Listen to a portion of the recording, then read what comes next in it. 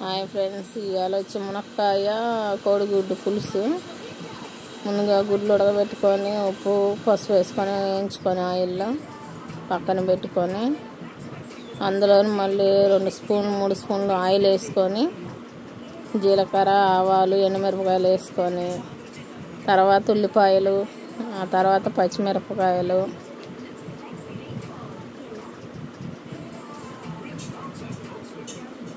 బాగా అయినాక పచ్చిమిరపకాయలు అవి కూడా కొంచెం ఫ్రై అయినాక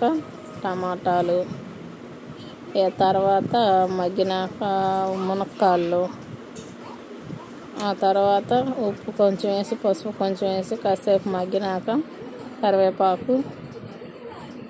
బాగా వేగినాక చింతపండు పులుసు కొంచెం సరిపడా పోసుకొని పులుపు తగ్గట్టు మళ్ళీ సాల్ట్ వేసుకొని పులుపు తగ్గట్టు చేసుకొని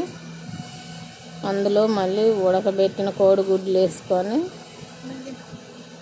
బాగా మరిగినాక ఇందులో నేనేం మసాలాలు ఏమీ లేదు, చెన్నై కారం వేసాను. అది వేస్తే సరిపోద్ది పులుసుల్లోకి, చికెన్లోకైనా మటన్లోకైనా